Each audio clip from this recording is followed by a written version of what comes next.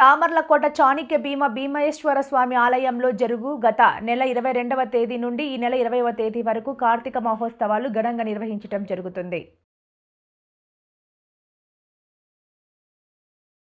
సందర్భంగా ఆయన మాట్లాడుతూ కాశీబుగ్గ ఘటన పురస్కరించుకుని ఆలయంలో ఎటువంటి ఇబ్బందులు కలగకుండా తొక్కేసిన జరగకుండా భక్తులకు అన్ని సౌకర్యాలు కల్పిస్తున్నామని తెలిపారు. ఎవరు ఎటువంటి భయభ్రాంతులకు గురి కాకుండా ఉండాలని ఇక్కడ పోలీస్ అధికారులతో పాటు స్వచ్ఛంద సంస్థల నుంచి భక్తులు పాల్గొని ఎటువంటి ఇబ్బందులు లేకుండా చూస్తారని ఆలయ ఈవో తెలిపారు. అదేవిధంగా భక్తులకు ఉచిత ప్రసాదం, మంచినీరు, భోజన సౌకర్యాలు ఏర్పాటు చేయడం జరిగిందన్నారు. కాకినాడ జిల్లా సామగడ పట్టణంలో వేంచేసి ఉన్న శ్రీ చాళుక్య కుమారరామ భీమేశ్వర దేవస్థానం నందు గత నెల 22వ తారీఖు నుంచి ఈ నెల 20వ తారీఖు వరకు కార్తీక మహోత్సవములు అత్యంత వైభవంగా నిర్వహించబడుతున్నాయి. దేవాదాయ ధర్మాదాయ శాఖ శ్రీయుత కమిషనర్ వారు మాకు ఏమైతే సూచనలు ఇచ్చారో దాని ప్రకారంగా భక్తులకి ఎటువంటి అసౌకర్యం జరగకుండా,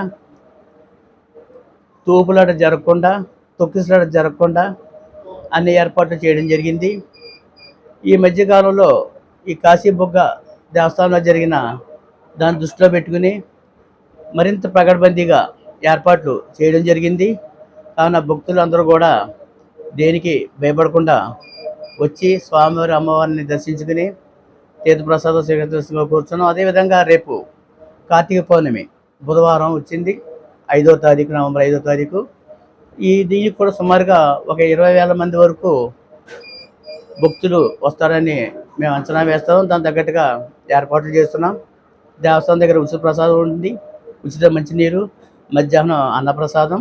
అలాగే దూర ప్రాంతాల నుంచి వచ్చే ఆది సోమవారాలు పంచరామాలు తిరిగే వాళ్ళు ఆఖరి దర్శనం మాది పెట్టుకుంటారు కనుక వాళ్ళ కోసం కూడా మేము ప్రత్యేకంగా అల్పాహారం కూడా ఏర్పడడం జరిగింది. దీని పూర్తిగా ఎమ్మెల్యే గారు మనకి గొప్ప సూచనలు చేశారు. ముఖ్యంగా సాయంత్రం వచ్చే వాళ్ళకి కూడా మీరు ఎట్టి పరిస్థితుల్లోనూ కూడా అల్పాహారం పెట్టాలి అని చెప్పేసి మా ధర్మపత మండలం వారు కూడా చెప్పారు. వారు కూడా ఎప్పుడు ఉండి నిరంతరంగా ఉండి వీళ్ళు ఈ కార్యక్రమాన్ని పర్యవేక్షిస్తున్నారు. ముఖ్యంగా ప్రతి చోట కూడా కార్తీక పౌర్ణమి రోజుని మాత్రమే జ్వాలాతోరణం చేయడం జరుగుతుంది.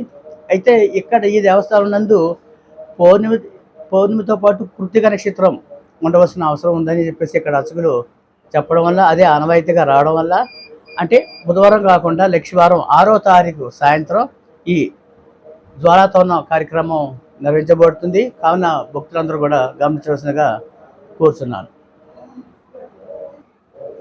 అదేవిధంగా భక్తులు గమనించవలసిన విషయం ఏంటంటే, గత సంవత్సరం వరకు కూడా కార్తీక మాసంలో ఈ తెప్పోత్సవం జరగటం జరిగేది.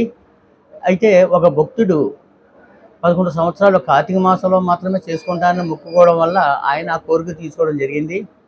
అయితే మన ఆగమాచార ప్రకారంగా స్వామివారి అమ్మవారి కళ్యాణం అయిన తర్వాత పుష్పోత్సవం రోజునే ఈ తెప్పోత్సవం చేయాలని మా అర్చకులు నిర్ణయించారు.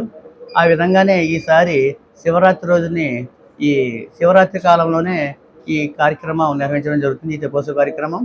కావున భక్తులు కూడా గమనించవలసిందిగా కోరుతున్నారు.